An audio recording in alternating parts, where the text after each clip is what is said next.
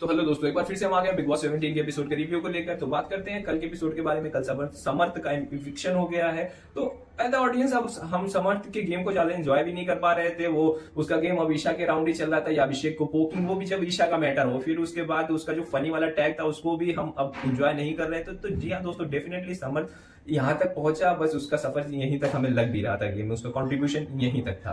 बात करते हैं मुनव्वर की, तो मुनव्वर के अगेंस्ट ऐसा लग रहा है कि मेकर्स एक निगेटिविटी सेट कर रहे हैं, एक ऐसा नैरेटिव क्रिएट कर रहे हैं जिसमें मुनव्वर पूरी तरह से निगेटिव दिखे। वो 2-2 मिनट की क्लिप जो एपिसोड में दिखाई जा रही है उसमें सिर्फ यही दिखाया जा रहा है कि जो जहां मुनव्वर की के अगेंस्ट बात हो रही है, जहां मुनव्वर को निगेटिव दिखाने की कोशिश की जा रही है। फिर चाहे कल के एपिसोड में हर्ष और पार्टी का ये बोलना हो कि मुनव्वर, मैं अपने बच्चे को तुम्हारे जैसा नहीं बनाना चाहूंगी, और कितनी लड़कियां हैं बाहर, ये सारी पर्सनल चीजें दिखाई जा रही हैं। जब आयशा ने उनको कॉल आउट किया मुनव्वर को कि मैं तुम्हारे जैसा बॉयफ्रेंड नहीं चाहती बाहर काउच पे बैठकर, तो डेफिनेटली मुनव्वर ने काउंटर में कुछ बोला होगा, वो भी नहीं दिखाया गया, कट कर दिया गया। हम एपिसोड के प्रोमो में देख रहे थे कि करण जौहर ने आयशा को कुछ न कुछ बोला हुआ है, उस सीन को भी कट कर दिया गया। कल के एपिसोड में वो नहीं दिखाया गया। तो वो क्लियरली दिखाया जा रहा है कि मुनव्वर को निगेटिव पर्सन बताया जा रहा है एपिसोड में। अब वो मेकर्स की क्या उसमें स्ट्रेटेजी है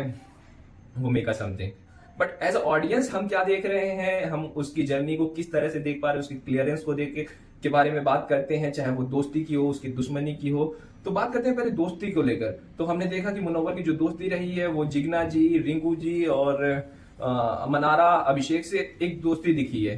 तो पूरे गेम में हमने कहीं पर भी नहीं देखा कि मुनव्वर ने इन लोगों को कॉल आउट किया हो किसी निगेटिव एस्पेक्ट में।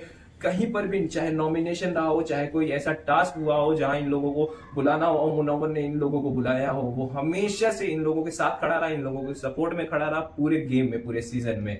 फिर चाहे मनारा का मुनव्वर के अगेंस्ट इतनी सारी बातें बोलना हो, इस लेवल की पोकिंग करना हो, बट वो नॉमिनेशन के टास्क में मुनव्वर ने मनारा को भी नॉमिनेट नहीं किया, जबकि मनारा ने मुनव्वर को नॉमिनेट कर दिया था।